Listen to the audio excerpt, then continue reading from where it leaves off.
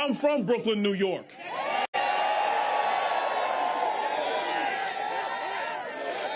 And I know the conservative streak that is in the heart of New Yorkers. And so we're going to do a really big thing in this country in 2024. We're going to change politics. We're going to change the status quo. There are no racial votes in America anymore. There are American votes in America, and we are going to save the greatest country man has ever known.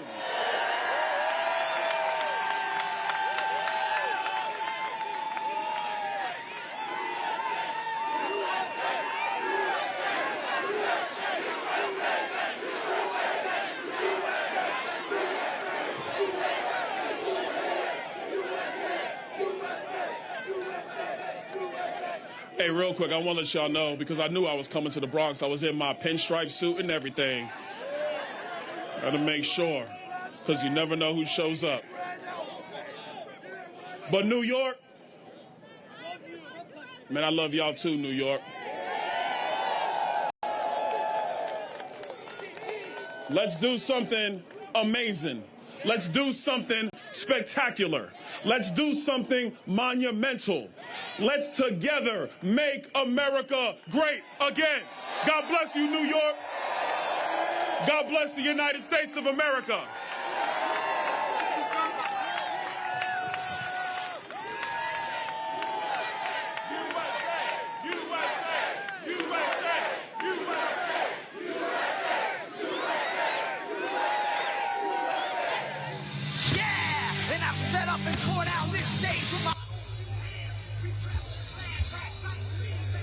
All right, that was Congressman Byron Donalds of the state of Florida, originally from BK, Brooklyn, New York, here in the Bronx.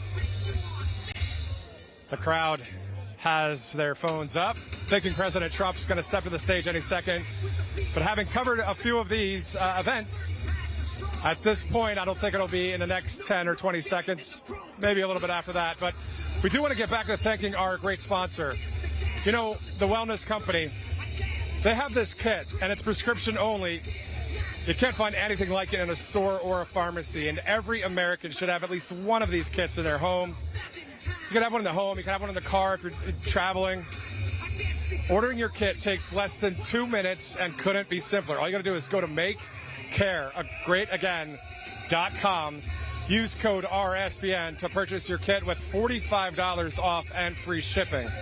So whether it's bird flu or monkeypox, COVID, cyber attacks, or drugstore shortages, you'll have what you need no matter what. Safeguard your health today by going to makecaregreatagain.com and use RSBN at checkout to save. Kits are only available in the United States. And we also want to tell you about, obviously, a very common sense situation here where there's a reason gold is pushing to all-time highs right now.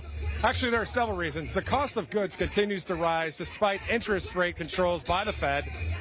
Since January of 21, the cost of living is up 17.9%. The national debt continues to skyrocket, now above $34 trillion, causing many to worry when the house of cards will come crashing down. So a presidential election year that will have massive implications on the future of this country is around the corner. So all of this adds up to instability and uncertainty.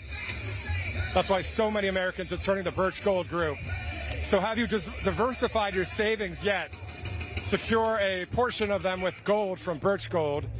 Text Trump to 9098 and get your free info kit. Once again, text Trump to 9098. The crowd here in the Bronx packed house in front of this media riser, and to the left and to the right. And I'm looking behind the media riser at this point as well. And what I see are still hundreds, if not thousands of people. It's really hard to see because we're here at Crotona Park, right? If you've ever been to Crotona Park, a lot of trees around. But from what I'm seeing, as Kid Rock is rocking here, not live, but of course behind us with the music. Whew. Okay, so, but my point is, yes, Kid Rock is an American. You know what? A bad, you know what? Follow him on Truth Social. Quite loud here, but I can tell you again, thousands of people waiting to get into this rally. This is going to be quite awesome. Already the energy is high. The chants, you know, when you're in New York, the chants just happen.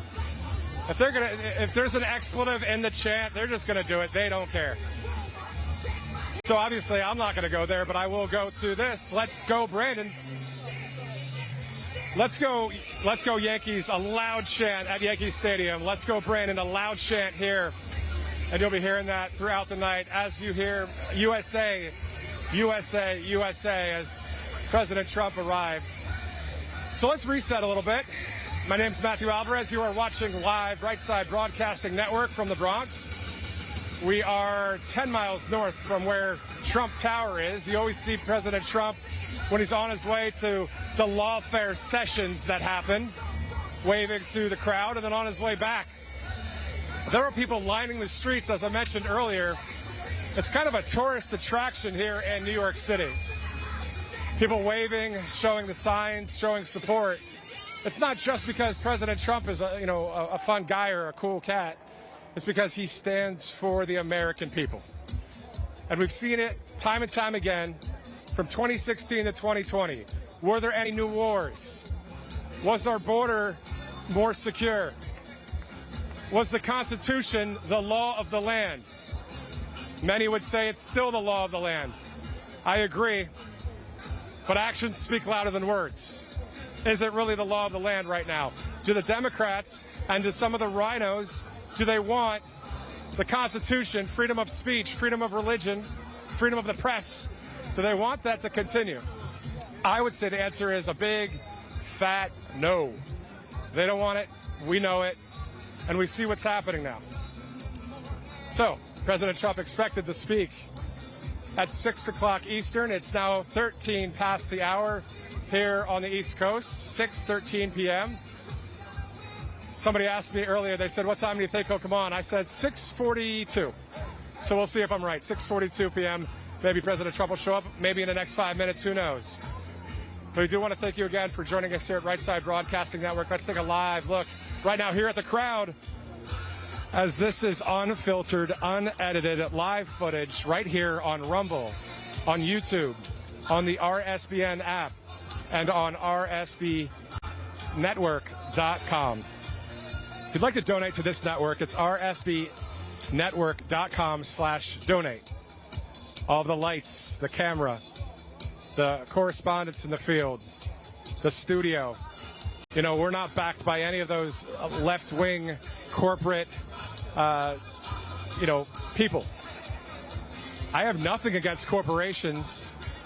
I do have something against the corporation that is a woke corporation, right? It's a free market, capitalist society. That's great. Make money. Awesome. But what I'm saying is there aren't many huge corporations that are conservative driven. So if you have a chance, whether it's literally $1, I know times are tight. Trust me, I know. Inflation is awful. Wages are down. Gas is up. Rent, I get it. Literally, I'm not saying $1,000. I'm just saying $1, $5, whatever. Go ahead and donate to Right Side Broadcasting Network. Also, Right Side Broadcasting Network, we have an awesome newsletter. Go to rsbnetwork.com/newsletter for some exclusive reports and keep tabs on all of what's going on in the America First movement and everything President Trump and this campaign. You can tell that the free world wants President Trump in office. We, the people of this nation, want President Trump in office. And now I'm talking about a certain percentage. Of course, I know that there are liberals that don't want him in. I get it. But a majority of the people of this land and a majority of the people in Brazil. I mean, think about it in Brazil. I love talking about Brazil. I don't know. They love their country and they love Jair Bolsonaro. He's the real president of that nation, a good friend of President Trump. Those people, the Portuguese-speaking and Spanish-speaking, English-speaking people of Brazil, they want to see President Trump win. They want to see Bolsonaro back in office. So if somehow President Trump isn't the next president, the 47th president of the United States, what are we facing? We're facing the likes of Canada and Brazil and China, and hopefully not worse.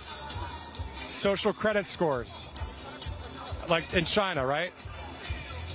Control of the population. Propaganda to the nth degree. This is the free United States of America. This is why this place is packed with people of all backgrounds. This is why people from all across this country, everywhere that you've seen Right Side Broadcasting Network live feeds from, it's been just packed with excitement and with joy.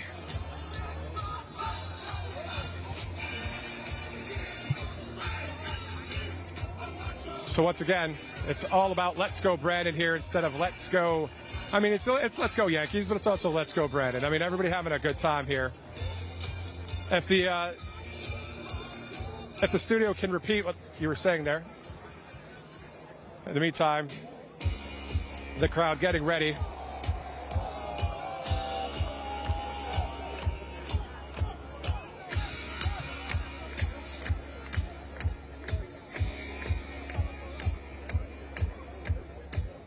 Also, want to let you guys know that you can actually donate in the chat and leave a message for President Trump because he reads our feed.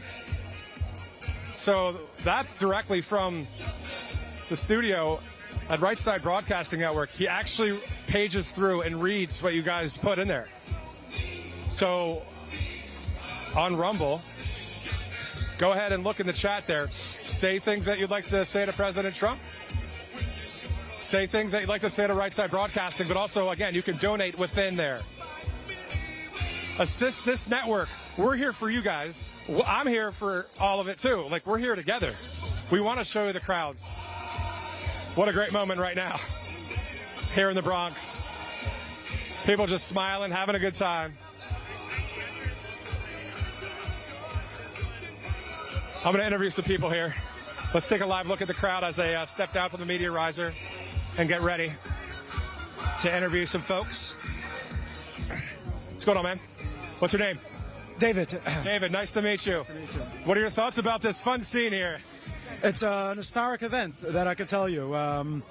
It's something that we did not expect. I don't think anyone in the world expected it. To have such a diverse situation here of a crowd. I think the majorities are minorities here, actually. The majority is a minority group here.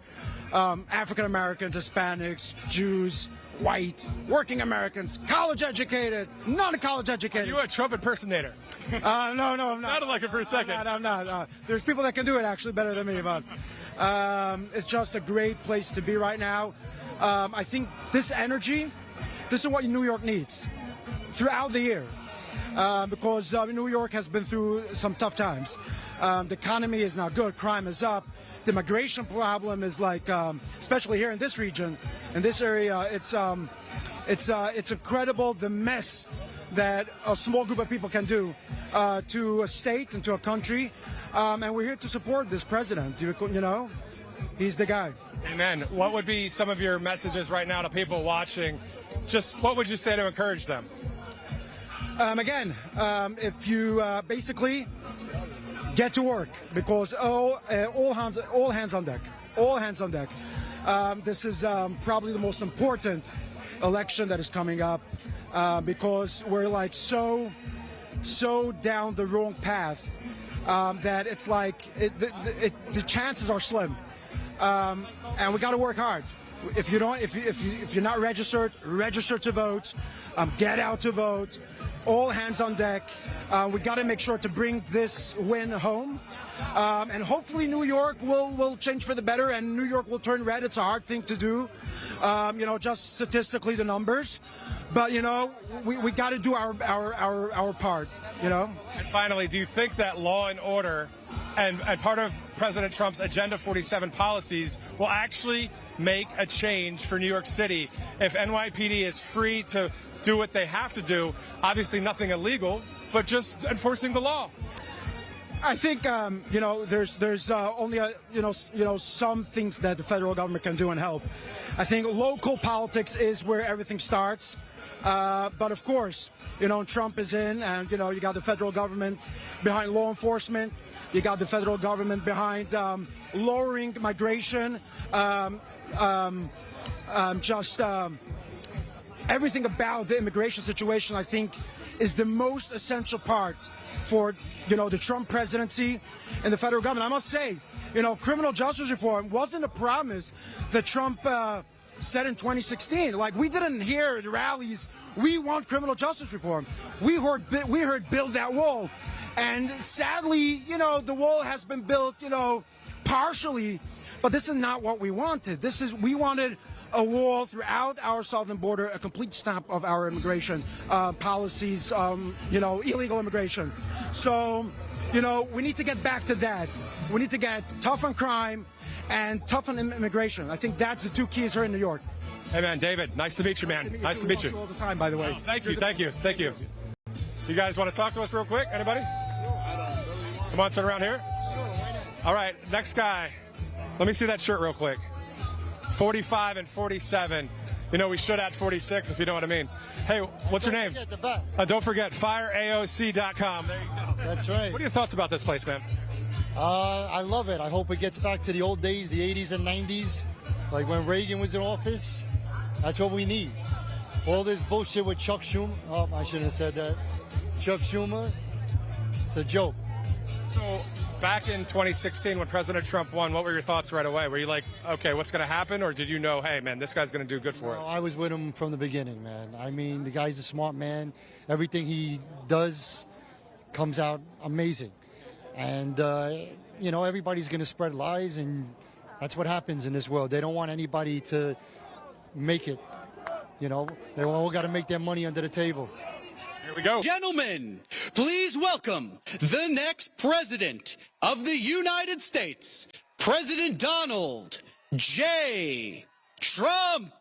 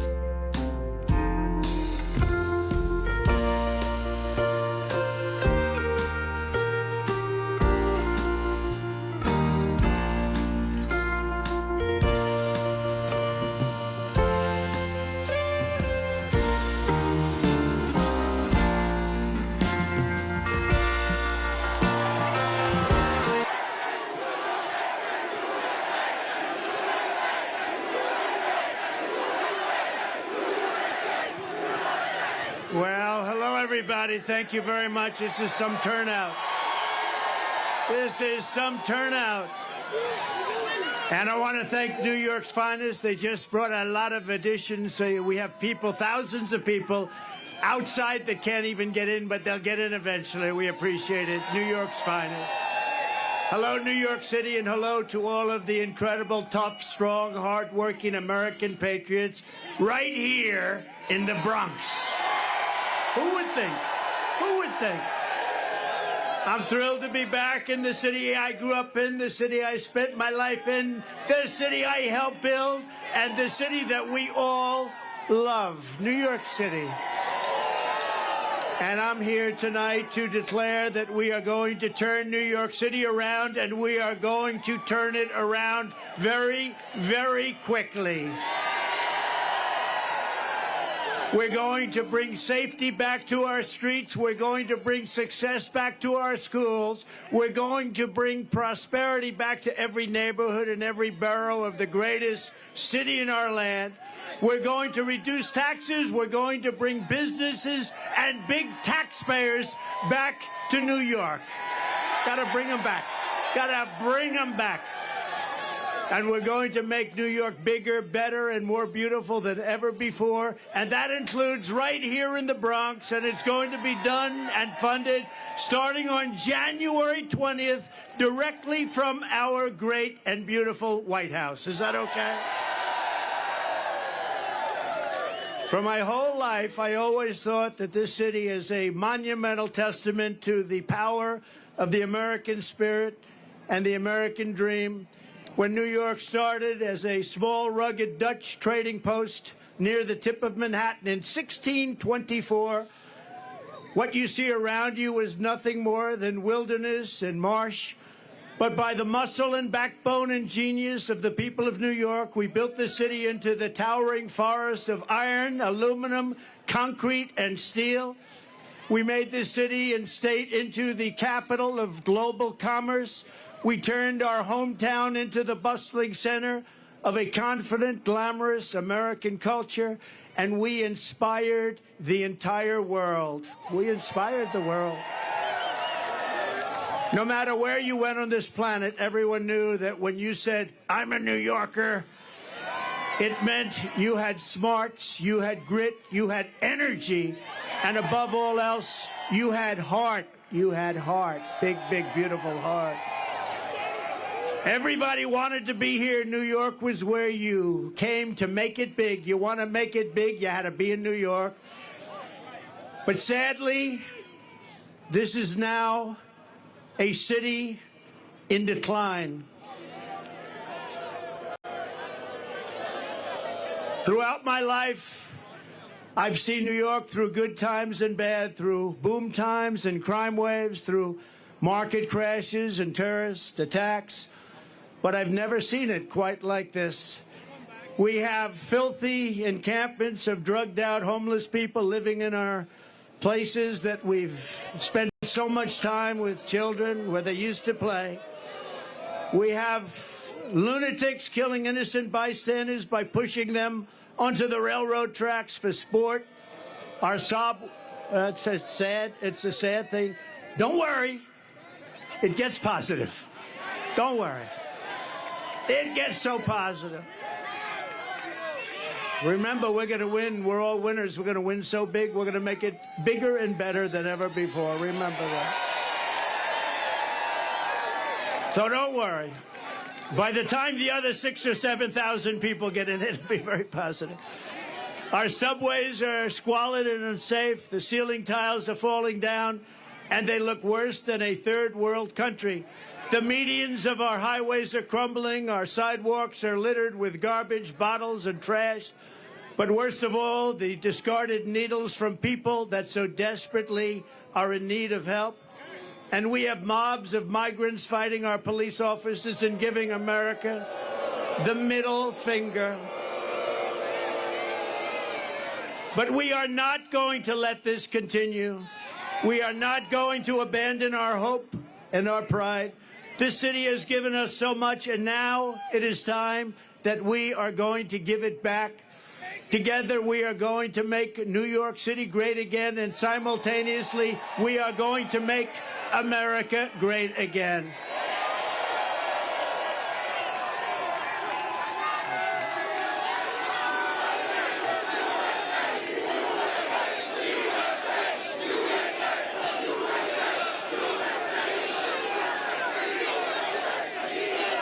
Thank you. I have come tonight to talk about solving problems. The simple fact is Joe Biden is not getting the job done for the Bronx. He's not getting the job done for New York, and he's not getting the job done for America. He is incompetent, ladies and gentlemen. He is grossly incompetent. I will get the job done as I did for 4 years, and I will get it done fast. And remember this, if a New Yorker can't save this country, no one can. No one can. Get me the snake, please. The snake.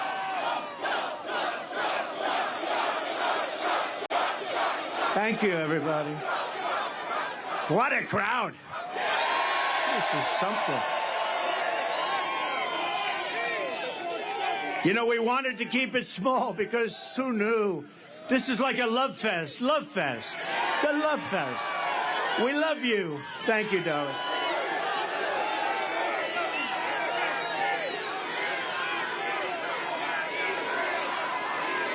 Thank you. Wow.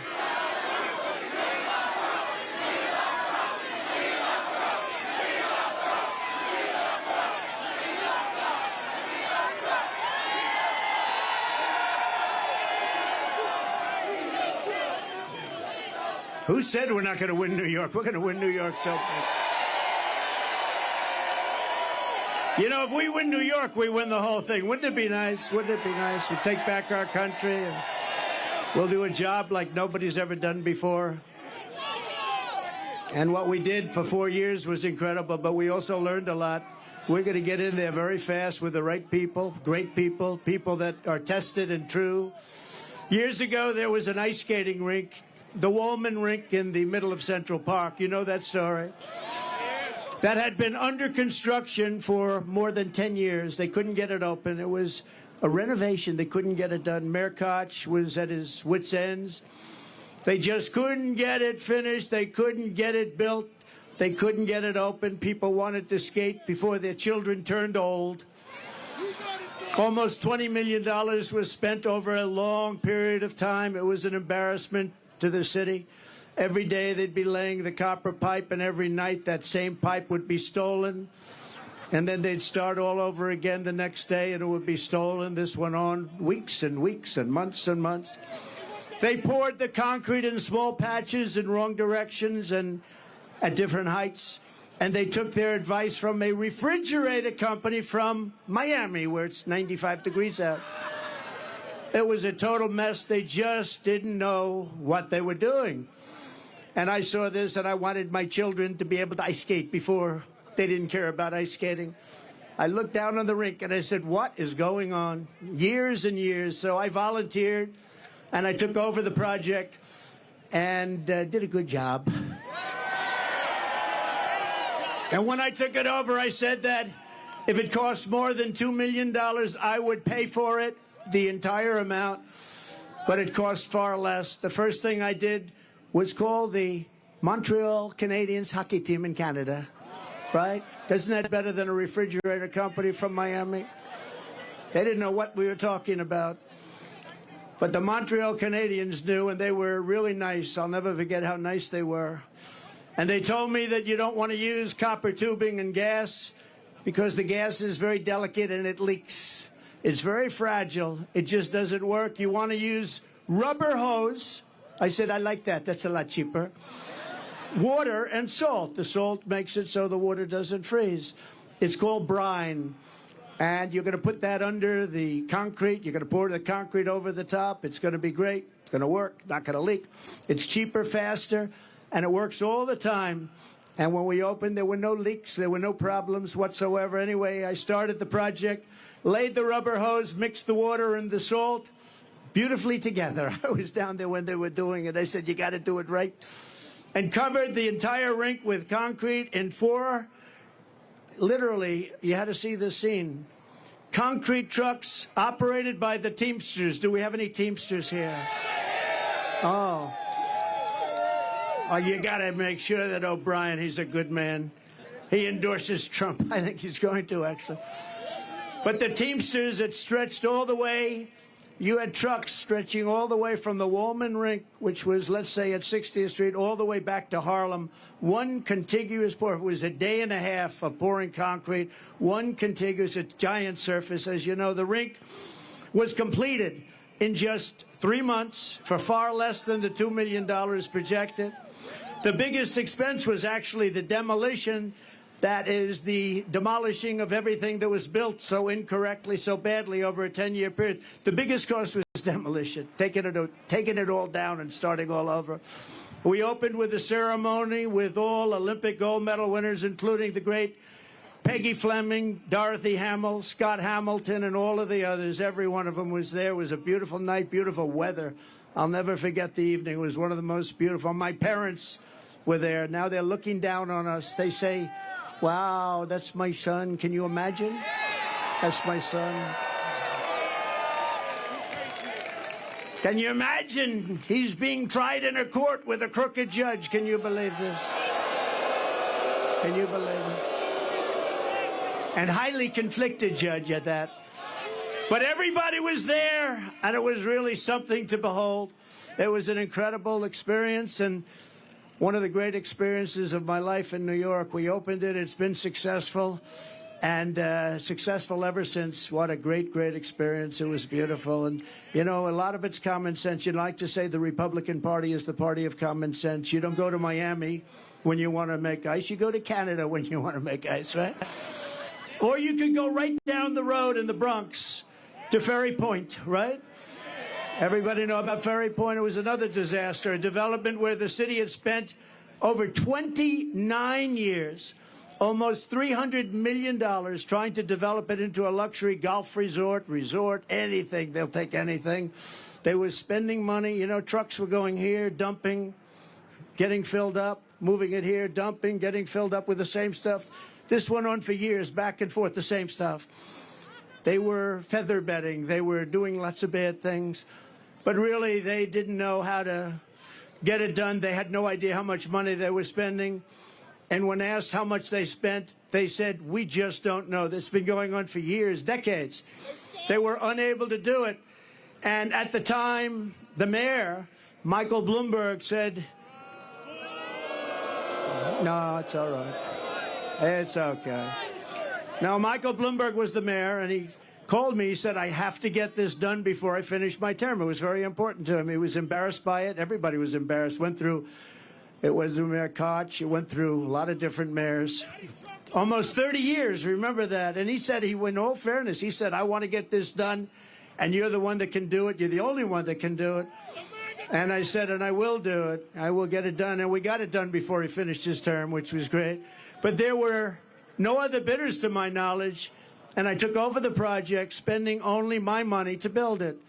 And I called all of the contractors together. These were tough people. These were tough, hard people. Many of you are probably contractors on that site. Come to that. And I said, look, fellas, you guys have made a fortune on this thing for years and years against the city. It's time we get together and build it. Let's get it built. Let's do it right. And let's get the hell out of here. We owe it to the city. And they worked so hard, the roughest, toughest contractors in New York. They had spirit like you've never seen before. And it was magnificently designed by the great Jack Nicklaus, who told me, I don't want to make any more money. They paid me enough. Everybody get paid a fortune. Jack said, I don't want money. I just want to see it get built for the people of New York. And that's what we did.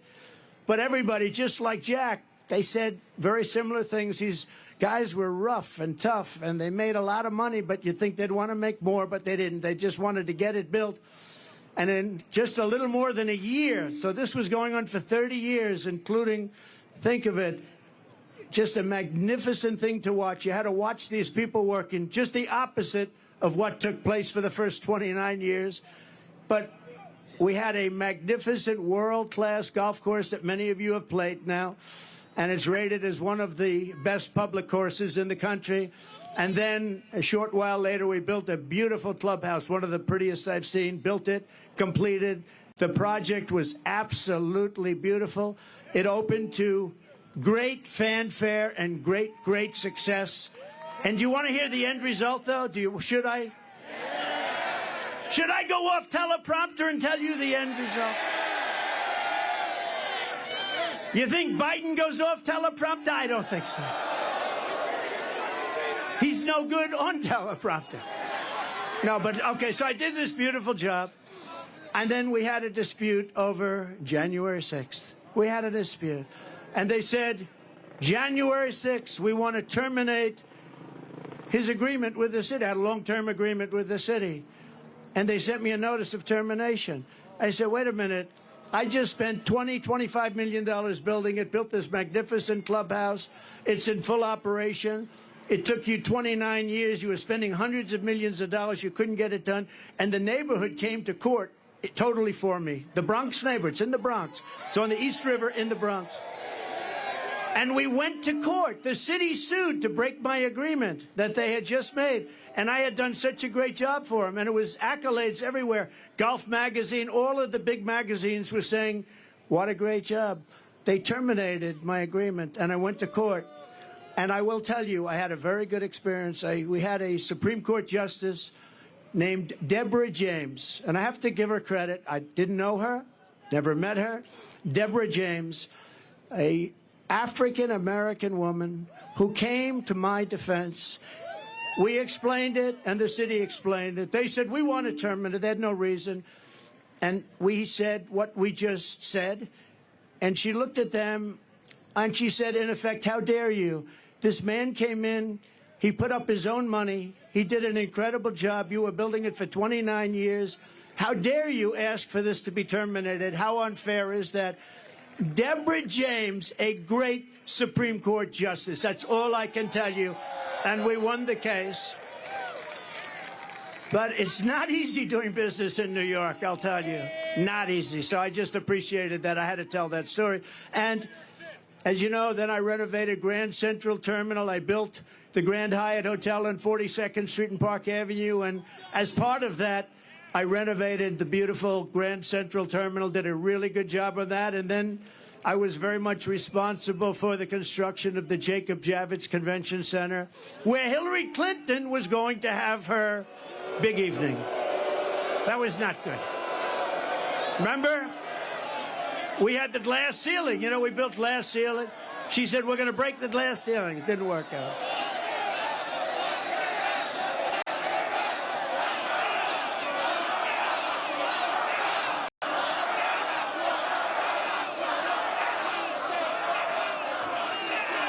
You know, I'll tell you a little secret that I don't think I've ever... I hated the concept. I said we have to get on with our country. We have to win against Russia. We have to win against China and North Korea, all the different countries we're at loggerheads with. But as long as you have a smart president, you're going to win those battles. We're winning all those battles, even with the fake Russia scam, which made it harder. But you hated that. And then you see what they want to do to us, to me, to us. And they come along and they don't mind because Joe Biden is the worst president in the history of our country, has no sense, doesn't know what he's doing, grossly incompetent, and our country is going to hell, but we're going to turn it around. We're going to turn it around fast. Because above all else, and I say this and I believe this on New York, is you are different. You do know that. You know that when I called for this rally, we said, let's just have a meeting. Don't call it a rally. And so many people showed up. I said, like it or not, this is a rally. This is as far as the eye can see. You have to see the lines outside. They're going for miles. But when we saw it and we saw the love, because I called up this morning, do the people like me or do they hate me? They said, they don't like you, sir. They love you. I said, good, thank you.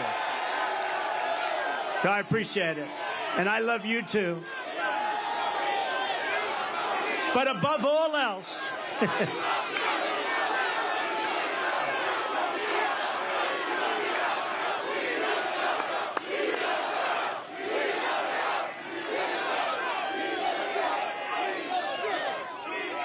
Boy, look at all the cameras back there. That's amazing. That's the fake news. Yeah. You know, they'll say tonight, Donald Trump spoke to a very small crowd of people in the Bronx. It was a very hostile crowd, very hostile. They hated him very much. No, sometimes they're okay. You know, I agreed to do a debate with crooked Joe Biden on CNN with fake Tapper. And I think they'll be fair. Does anybody think they'll be fair? I might be. No. That's all right. When they said, here's your story, you can have a debate on CNN with fake Tapper as the primary host. And I said, I'll do it. Because you know what they thought is you'd say CNN, and they'd say various people on the show, various anchors, and, you know, headed up by fake Tapper. And they thought I was going to reject it. I don't want to do it. Then Biden would say, I offered to debate, but he wouldn't do it. So they said, we want to have a debate. I'll take it. Well, we haven't even told you what the debate is all about. Then they said, today, they said, we'd like to set up tables so you sit down. I said, I don't want to sit down for a debate. Let's go. At some point, so we're not sitting down. We're going to be standing up for the debate. And here's what you know. If crooked Joe Biden makes it through the debate, which I think he will, they're going to say it was one of the great debate performances in history. One of the greatest debate performances. But there they are. And we're on every network tonight. I don't know what's going on. We're on Fox. We're on all of them. So have a lot of fun, but we're on all of them. So they understood. They understood before anyone how big this would be. And you got to see what's back there coming in. Thank you. Thank you.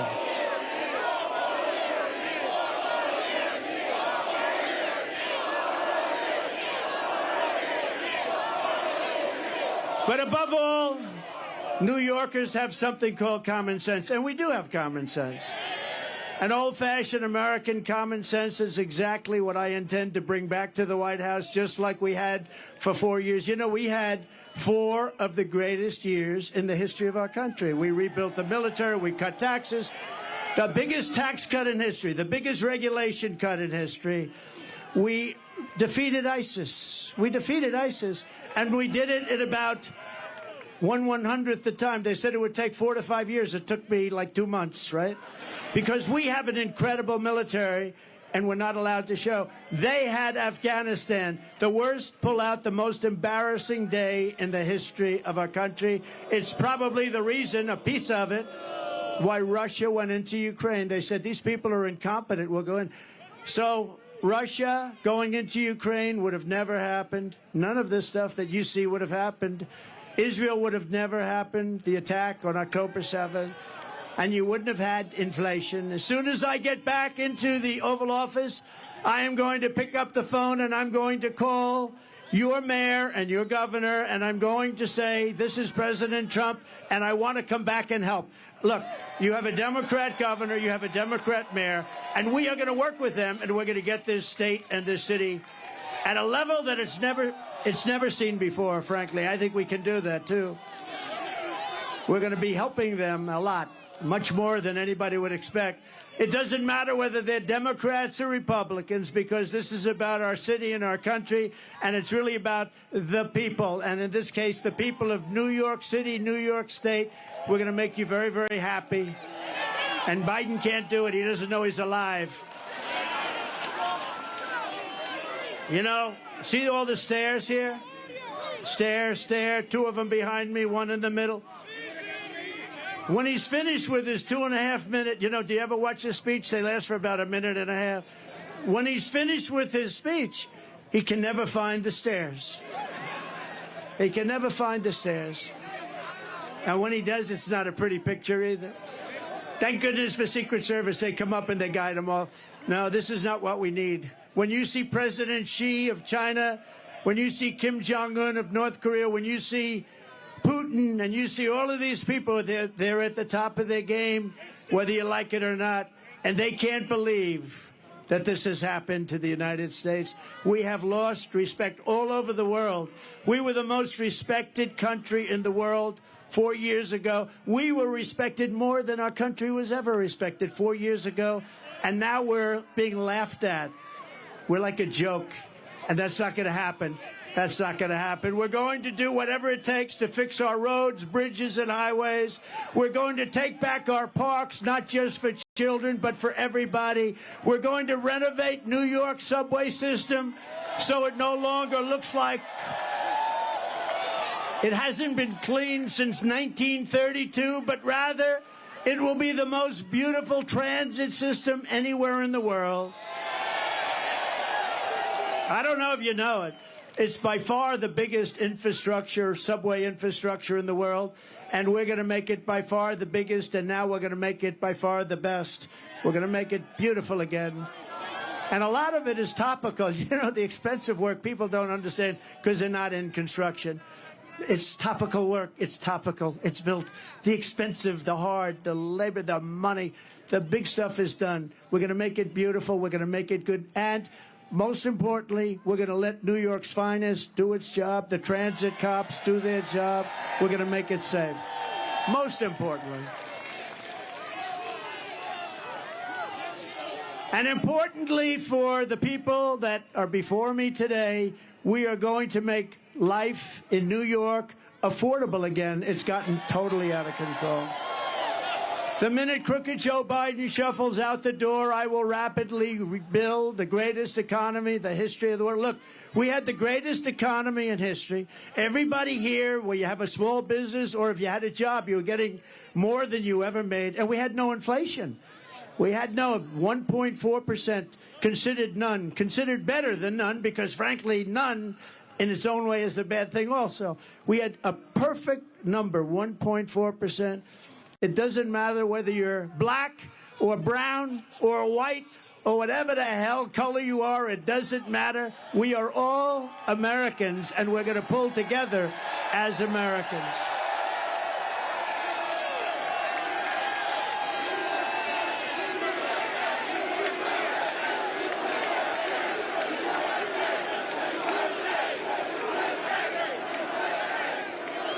We all want better opportunity. I'm not just going to promise it. I'm going to deliver it, as I did just a short while ago. Think of it. You know, when I went down to Washington, I was only there 17 times. I never stayed over. I didn't know that society. And we had great people. Look at what we did with economic development, with the rebuilding of our military, with the tax cuts, we had great people. But we also had some people that I wouldn't have used if I had my choice.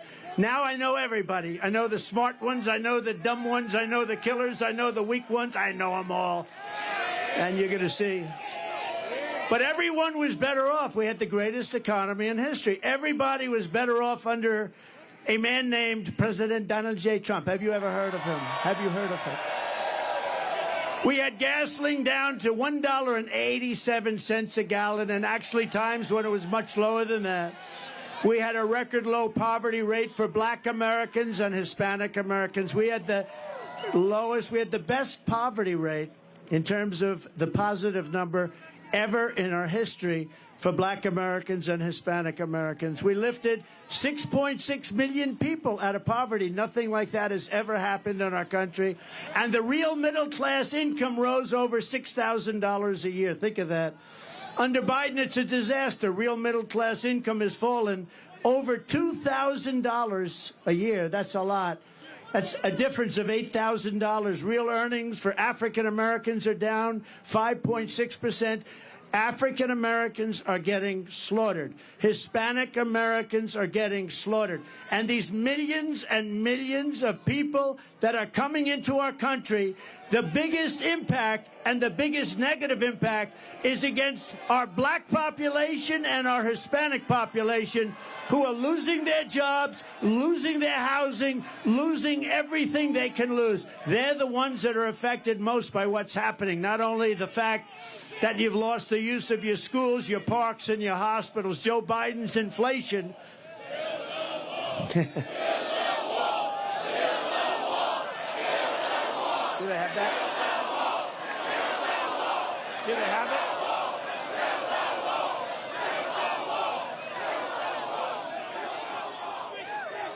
speaking of the wall, so we built much more wall than we built 571 miles of wall.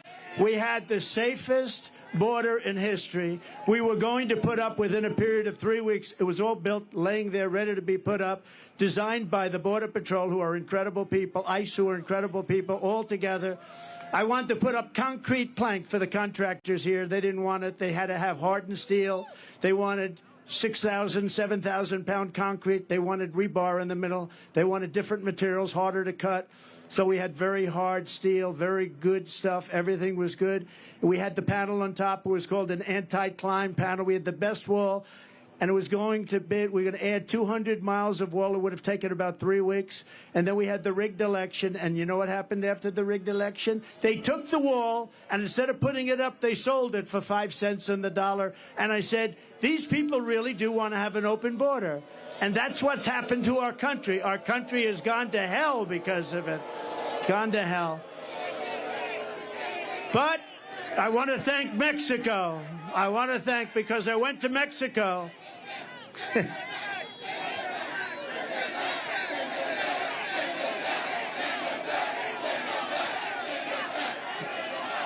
We really have no choice.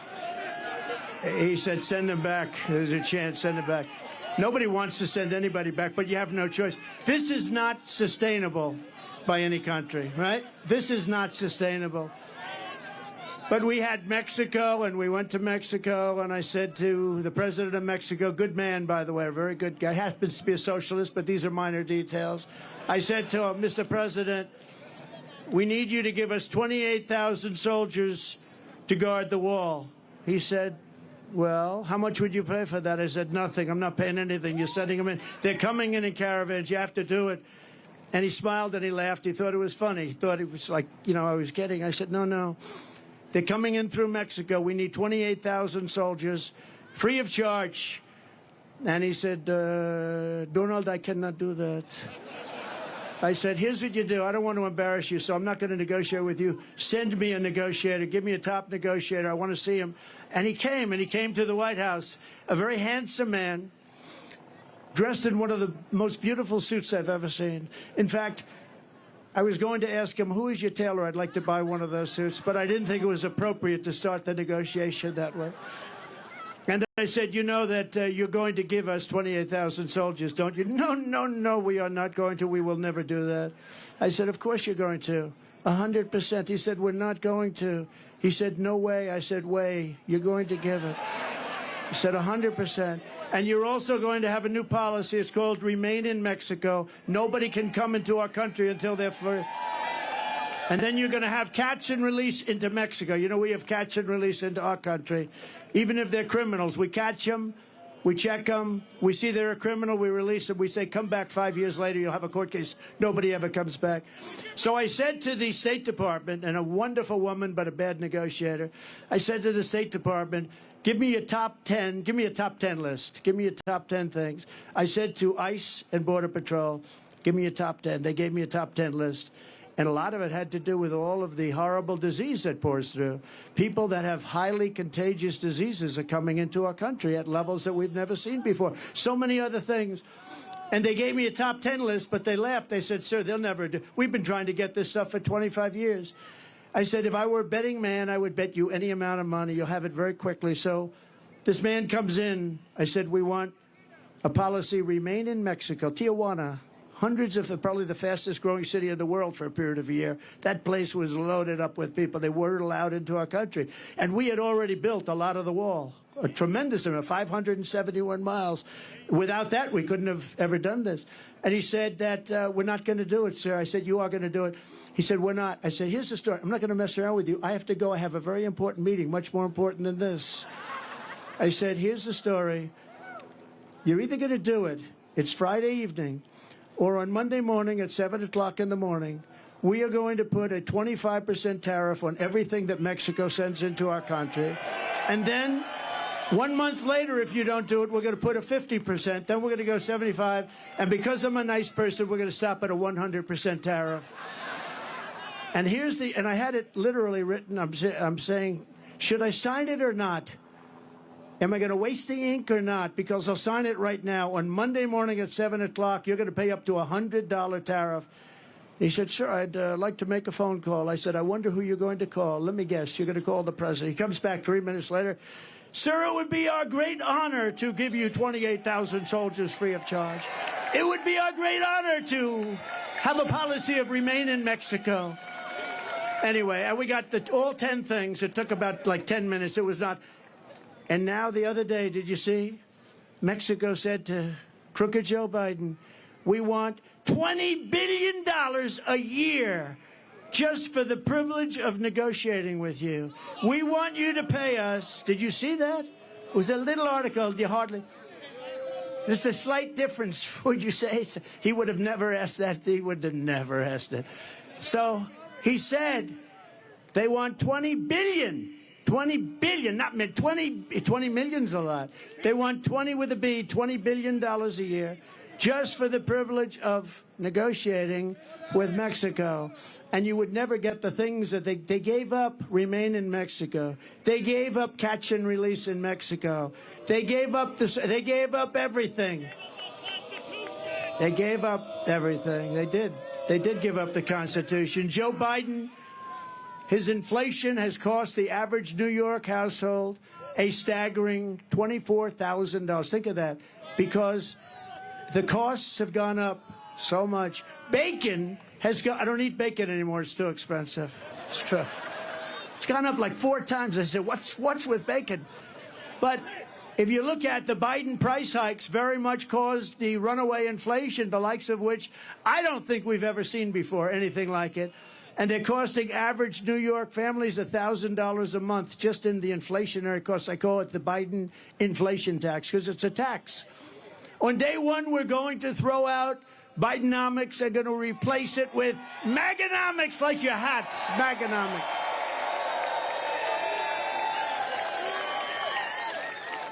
And I will give you lower taxes. We're going to cut it still lower. Remember, when I cut taxes, I gave you the biggest tax cut in the history of our country, bigger than the Reagan tax cuts. And you know what? The following year, we reported massive increases in revenue. So with lower taxes, we actually took in more money because it gave incentive for people to work. Lots of reasons. But I will give you low taxes, low inflation, low interest rates, rising wages, growing incomes, and fair trade for the American worker. And we will make energy affordable again by saying, drill, baby, drill. Drill, baby, drill. Your energy costs will come down within the first year by 50%. That's not bad. That's a hell of a promise.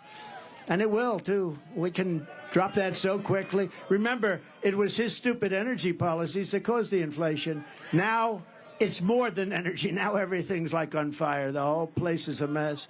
We will quickly return our nation to the path of prosperity, and we will bring our country back together through unparalleled success. Our country is going to be very successful, and people are going to come together. And I will tell you, a lot of people say, do you think you can ever get the sides together? And by the way, I have to say something. Our side is much bigger than their side. You see that? Much bigger. We're more quiet, much more quiet. But when we get going, we're much tougher, right? We're much tougher. But it is much bigger. But I saw it. We had the greatest economy in history, and I was getting calls from the other side. I call it the radical left. But left-leaning, to put it mildly, Democrats, can we get together? Because everybody had the best they've ever had. African-American jobs were the best in history. Asian-American, the best in history. Hispanic, the best in history. Women, people with a diploma, people without a diploma, people that went to the great Wharton School of Finance, MIT, Harvard, they were doing better. And the people that didn't have a high school diploma were having the best. Everybody was better. There wasn't one group, not one, that went down.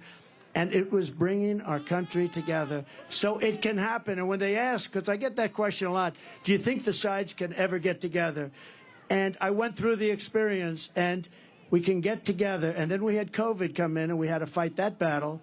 And we did a great, I've been recognized as having created a great economy and great military, defeating ISIS and all the things. We rebuilt the entire military, created Space Force, all those things. We never got the credit, and we had no wars. Thank you, sir. That's very nice. Remember Hillary Clinton used to point at me, he will create wars. No, no. They said his personality will create wars. I said, no, my personality is going to keep us out of wars. And I was right. First president in 78 years that didn't start a war. We had no wars. None of these stupid wars. Such a shame. When you see all the people that died in these horrible wars in the Middle East and everything else, countries didn't want us, dropping bombs all over the place. Spent $9 trillion in the Middle East. We bombed the hell out of the place, then we leave. You know, in the old days, to the victor belong the spoils. We don't do that. We bomb the hell out of everyone, then we come back home. It's so sick. It's so sick and so stupid. These people that led us are so stupid. You want to use that as a last resort. You can solve these problems with a meeting or with a telephone call. You don't have to drop billions of dollars worth of bombs on people's heads. You don't have to. It's called peace through strength. It really is. And there's no reason for it. What they did in the Middle East is so incredible. They bombed the hell out of the place and then they left. But to the victor belong the spoils. We didn't do that. Now, in Iraq years ago, I was a civilian, but I got a lot of publicity for whatever the hell reason. And I said, don't go into Iraq, don't go into Iraq, don't go into Iraq. But if you're going to go in, keep the oil. Well, they went in and they didn't keep the oil. And Iraq now has $350 billion in cash from the oil. And Iran, by us destroying Iraq, the military of Iraq, you know, for years they fought each other, and they were equal sizes, equal everything. They were equal military partners. And for 1,000 years under different names, they would fight, a religious thing. They'd fight, they'd go 5 feet left, 5 feet right, 5 feet left, 5 feet right. Somebody would say they have gas, somebody would say they have nuclear, then they'd rest for a few years, and they'd fight again. But we blew the hell out of one side, Iraq. So now Iraq is a subsidiary, essentially, of Iran. Congratulations for the geniuses that got us into that mess. Because Iran essentially controls, and that was the other thing. When I was president, Iran was broke. They had no money. I said to China, if you buy, they bought a lot of oil. I said, if you buy anything, but if you buy oil from Iran, we are going to do something to you. What's that? You're not going to do any business in the United States. He said, well, that's the end of buying oil from Iran. Every country was told that. Iran was broke. They had no money for Hamas. They had no money for Hezbollah. They had no money for anything. Then Biden comes in and he takes all of the sanctions off. And they go out, and now Iran has $223 billion. Congratulations. And we're the only ones for 5 hostages. We just paid $6 billion. And for electricity for Iraq, we just paid $10 billion. And think of it, Iraq has billions of dollars that we're paying for their electricity. So we were in a position, there was no terror, there was no threat, there was no nothing. And now Iran has become a big threat again.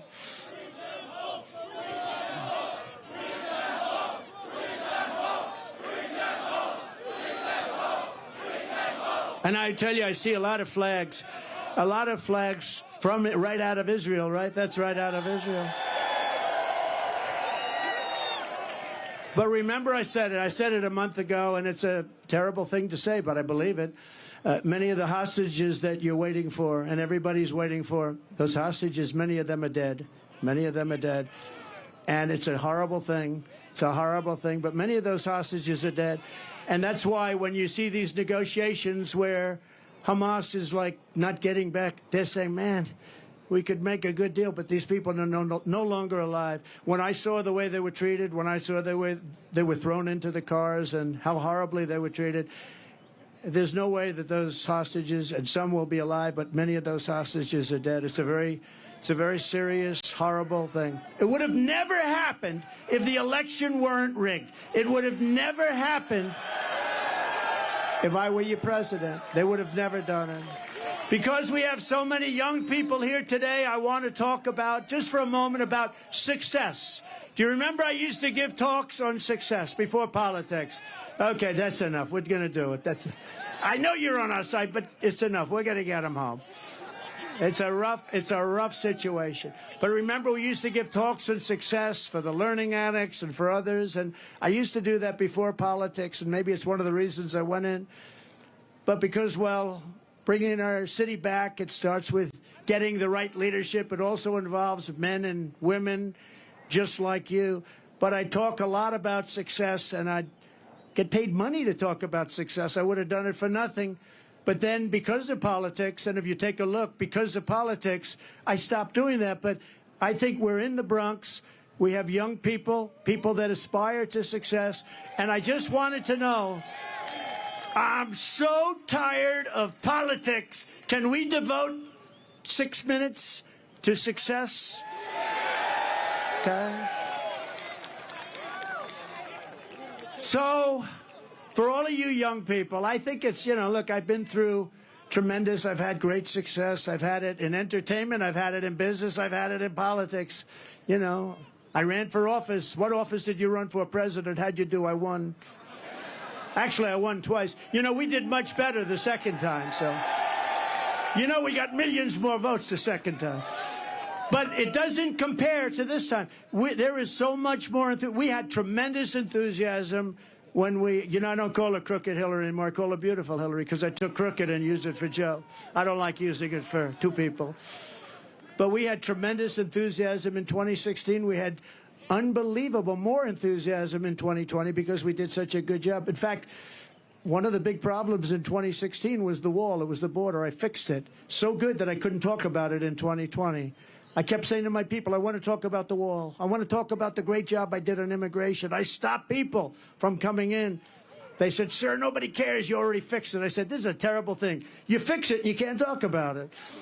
But let's talk about, for the young people, just to listen for a couple of minutes, because we've been talking about politics so long, I'm OD'd. You know what that means? I'm OD'd on politics. I'm OD'd on Trump. I turn on the television, Trump, Trump, Trump, Trump, all different stories, Trump. They're driving us crazy. So I believe in the expression. Did you ever hear this expression? The harder you work, the luckier you get. You know who said that? A great golfer named Gary Player. He was smaller than other golfers, but he worked harder than other golfers. And he ended up with the most career wins of any golfer. He ended up with 9 majors. And, he was small in stature, but big right up here. But he made that say, it was the first time I ever heard about it. He said, it's a funny thing happens.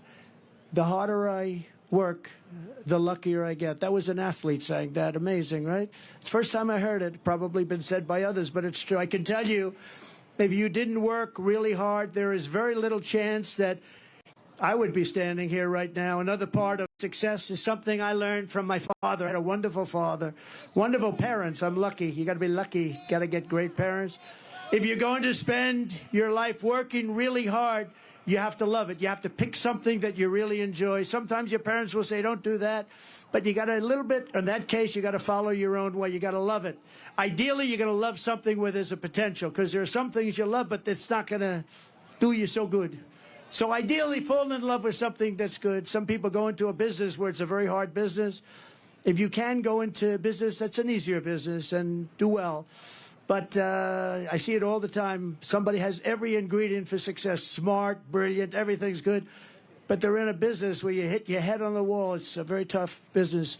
Try finding something where it's a great business with a great future, and there are plenty of them out there. My father taught me about construction, but what I really learned from him was that he worked 7 days a week because he really loved to do it. I mean, he would work on Sunday, he'd go to church in the morning, and then he'd go and work. And I know some people that don't believe in working on Sunday. You couldn't keep him away from work. But he loved working, and he was happy. He was married for a long time. That's one thing I'm not going to top him on. He was married. He was married for a long time, decades and decades. I said, Pop, I'm not going to beat you on that one. Never going to beat you. But because his work made him happy, but he was happy when he worked, and he was successful, and he knew what he was doing. He'd build a house on one side of the street. Somebody else would build a house on the other side of the street. and he'd build his house faster, better, cheaper, and he'd sell it for less money. The other guy would build the house for more money, take him longer, couldn't sell it. My father would go buy the house for less money than it cost him to build the first one, and he'd sell it. And you know, in the old days, a long time ago, his brother was a professor at MIT. My father worked, he was a little younger than my father. My father put him to school. He went to MIT, very brilliant guy, Professor John Trump, the longest serving professor in the history of MIT, 41 years, I believe. Dr. John Trump. My father used to tell me I used to go crazy. Your uncle was always getting degrees. I had to keep building for your uncle to get him through college. He was always up there getting degrees. But he was at MIT for 41 years, a brilliant guy. He used to talk to me about nuclear because he was a nuclear genius, along with a genius about everything else. And he used to say that someday there'll be a time when a small package carried by hand can blow up an entire city. And I said, no way, Uncle John, that's never going to happen, Uncle John. Guess what? He was right a long time ago that he said it. But my father would price a house. And I'd say, how did you price in those days, Dad? He said, pricing was everything. He said, I'd sell a house for $3,999.99. And that 1 penny made the difference between selling it and not. 1 penny. If I made it $4,000, I wouldn't sell. But psychologically, $3,999.99. And he sold houses. And guys wouldn't sell them. But he used to tell me that 1 penny, sounds crazy, but it wasn't crazy. Psychologically, people thought they were buying it for $3,000, not $4,000. It's sort of like getting an 89 on a test in school or a 90. A 90's an A, and an 89, 1 point, is a B+. Another lesson: when times are tough, sometimes that's when you perform the best. You have to learn that about yourself. You have to learn it about yourself. Are you okay? Are you guys okay? Oh, okay, take your time, yeah? Take your time. Doctor, any doctor, please? Doctor in the house. Thank you. Are you okay? You take your time, darling. Yeah.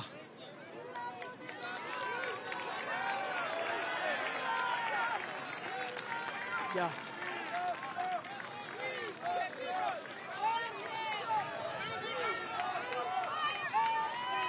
Take your time.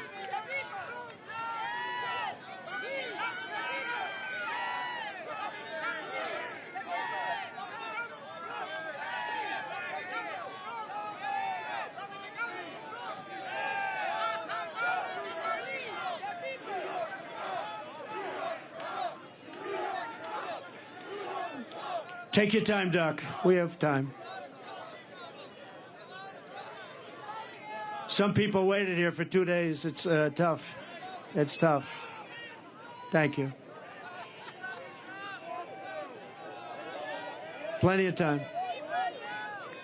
That's good.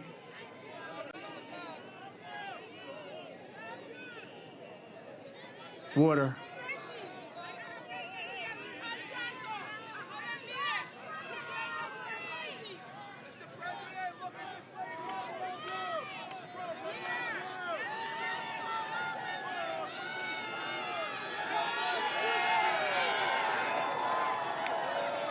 She all right? She okay?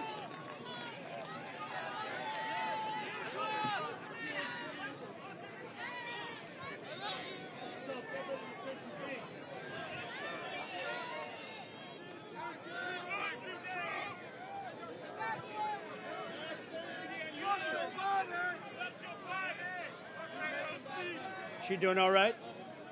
She doing okay? Thank you, sir. Plenty of time.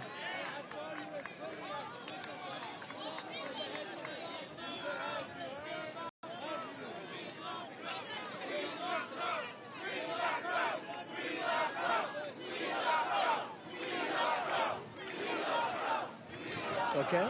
You okay? Thank you. Doctor, thank you very much, doctors.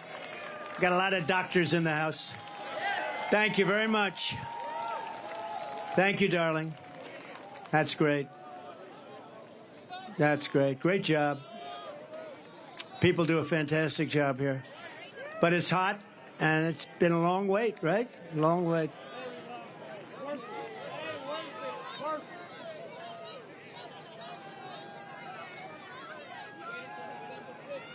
Thank you very much, Doctor. Appreciate it. Thank you. I know she's going to be okay because she's so tough. Some of the greatest days of my business career were in the toughest times, but I enjoyed waking up every single morning and go to battle. A lot of people say to me today, the toughest business people, people that you know about, could I ask you a question? How do you do it? I say, do what? How do you get up in the morning and put your pants on? Why do you put the pants on? I'll explain it to you someday. How do you do it? How do you get up? How do you do it? How can you want to do with what you do? They're after you. They're after you. These horrible human beings are after you all the time. Impeachment hoax #1, impeachment hoax #2, lawsuits all over. And they're doing it to injure the political opponent of an incompetent candidate because he can't run fairly and squarely. And I say, you know what I do? I just do it. I put on the blinders. I say, I just do it. We do it. And the other question they ask me is, will it happen again? And we have to make it too big to rig. We got a lot of great people watching. We have to make it too big to rig. But one of the things you need in success is momentum. You need momentum. You got to have, and when you have that momentum going, there's nothing that can stop you. And I tell the story of Bill Levitt. Bill Levitt was a great real estate man, great. Levitt towns all over the country. One of the most successful real estate people at a certain age ever. And he built these massive towns that were, you know, there was nothing like him at the time. And very successful, and he was offered a lot of money to sell to a big public company, and he decided to take it. He was a young man. He was in his 40s, and he said, darling, I'm going to take it. Told his wife, I want to take the money. And for 20 years, he went out, he bought a yacht. He lived a beautiful life. He lived in the south of France, but he got bored. And 21, 22 years later, he said, I want to make a comeback. I can't stand this life anymore. I want to make a comeback. And he went to the company that he sold to, a big public company that did very poorly. They had no idea what they were doing. You know, he used to, by the way, he used to pick up every nail, every piece of wood, he used to sell the sawdust, everything. He would say every penny was a major event. And now you had this big public company. They didn't know what the hell they were doing. So he went back and he made him an offer. They didn't want to sell, and he paid a little more. And he ended up buying it for an okay price. And he was so happy, he said, now I can go back to work. And he went back, and everything he touched turned bad. The market turned on him. The jobs turned on him. He was no longer able to get zoning. He was spending a fortune. He had just purchased it for a lot of money. And he ended up going bankrupt. He was bankrupt. And I was young when I met him. And I was at the party of a very big person, big public company person.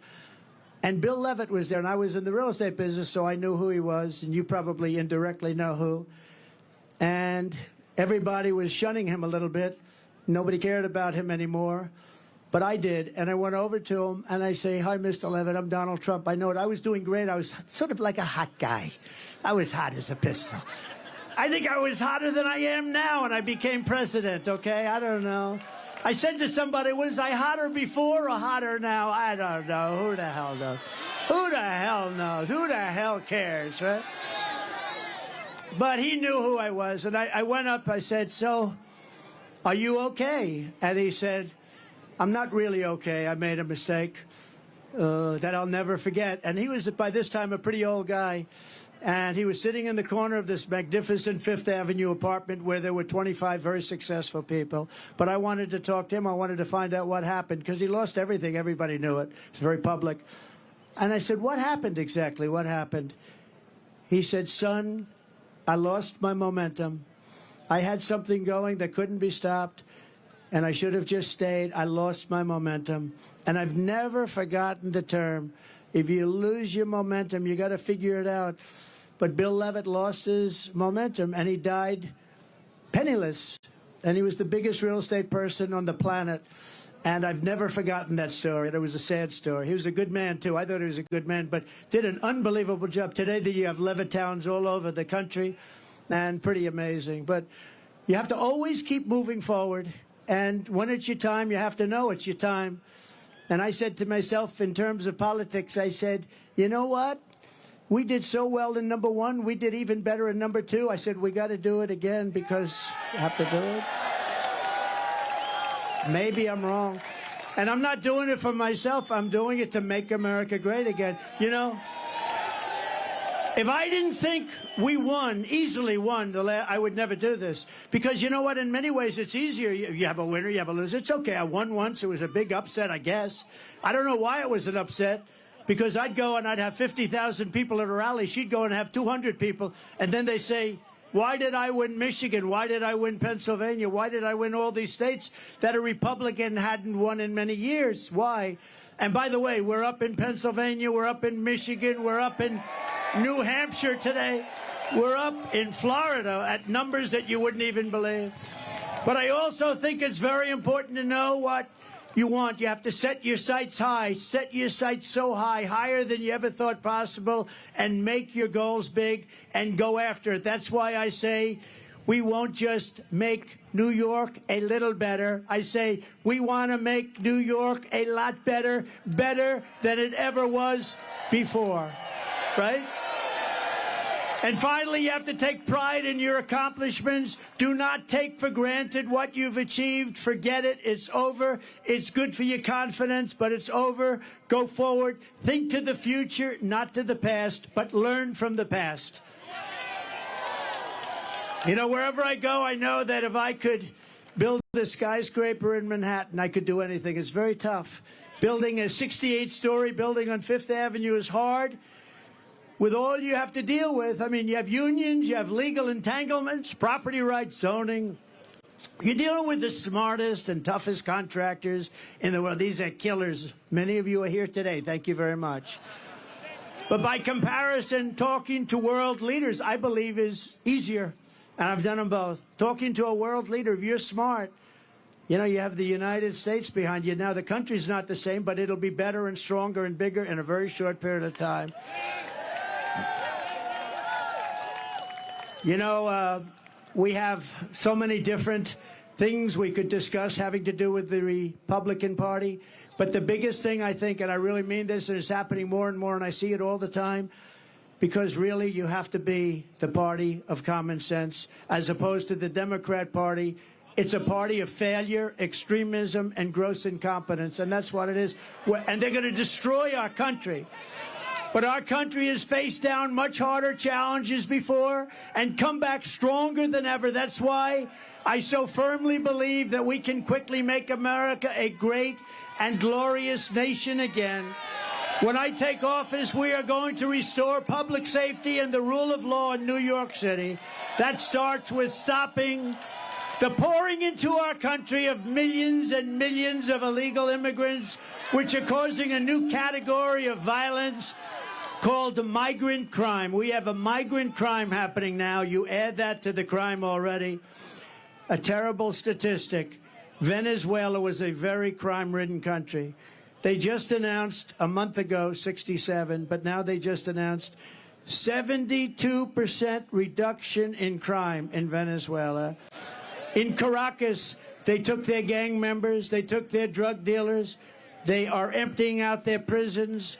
They're taking everybody that's a problem and they're dumping them into the United States of America. We're like a dumping ground. But many countries are doing that. I would say eventually all countries would be doing that. If I headed up Honduras, if I headed up any one of the countries that are neighboring or not neighboring, and we're not talking about just South America countries. We're talking about countries from Africa. The other day, 22, think of it, 22 people from the Congo. Where do you live? We came from jail. What did you do in jail? We don't want to tell you. They're now living happily. They come from Africa. They come from Asia. They come from all over the world. They come from the Middle East. Yemen. We're bombing Yemen. Here we go with the bombs again. We're bombing Yemen. And people are coming in from Yemen. Large numbers of people are coming in from China. And if you look at these people, did you see them? They are physically fit. They're 19 to 25. Almost everyone is a male. And they look like fighting age. I think they're building an army. They had 29,000 people over the last. I think they're building. They want to get us from within. I think they're building an army. This is not You know, it's interesting. Did you see them? They all have tents. They all have gas-fired stoves. I mean, this is not like an illegal immigrant. They're building something. They have something in mind. We're going to end all of that stuff. They respected your president. They respected our country. And we're not going to let we are not going to let these people come in and take our city away from us and take our country away from us. It's not going to happen.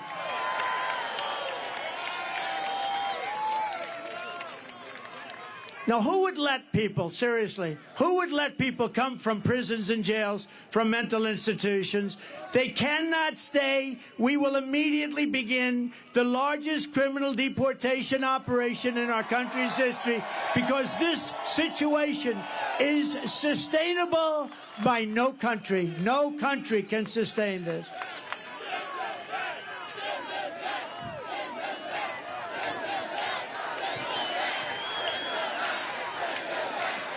As we speak, there are hundreds of thousands of Biden migrants invading our city and our country. We no longer have border states like Texas and Arizona. All states, including New York, are your border state. The people are pouring through Texas. They're pouring through Arizona. They're pouring through every state. Every state is now a border state. Every state is now, we're talking about, in my opinion, 16 to 17 million people. And these are not necessarily people that are going to help us as a country. We want to be nice. We want to be respectful. They're coming from so many places we don't have any idea. In many cases, we don't even know what the language. You know, you have languages that people don't even know about. We have languages where there's nobody in our country that speaks these languages. They're coming from places we have no idea what's happening with our country. The flood of migrants is putting crippling burdens on our communities, your schools, hospitals, parks, and public resources. Frankly, we're lucky to get this big park. I don't know how the hell we did it. It must be New York's finest. I don't know how we did it. They call it the Biden migrant invasion, and it's wrong. It's immoral. And the vast majority of New Yorkers agree with me that this is unacceptable. It's unacceptable. We must stop it. We must stop it immediately. And, you know, for the people coming up, it's also unacceptable. They come up in what's called caravans. The women are treated horribly. They're being raped at levels that nobody's ever seen before. Nobody wants to talk about it. The fake news will report that, oh, it's so terrible what he said. But it's fact. It's fact. The people are being treated. They're coming up in 100 degrees, and then it's freezing. They're coming through snake-infested areas. It's a hell of a journey, and so many people are dying coming up. If we told them, please do not come up, you're not going to come in, like I was telling them for a long period of time, they wouldn't come. They're being offered, look at California Governor Newsom. Governor Newsom. He offers education. He offers medical care. He offers pensions. He offers everything. He'll even give them an electric car because they're all over the place. How about the electric mandate? You like the all-electric mandate? Not too much, huh? Does anybody like a car that doesn't go very far? Costs a lot. In Brooklyn, American students at James Madison High School were recently told they had to stay at home from school so their classrooms could be turned into housing for thousands of migrants. Very simply, Joe Biden puts illegal aliens first. I put America first. I put America first.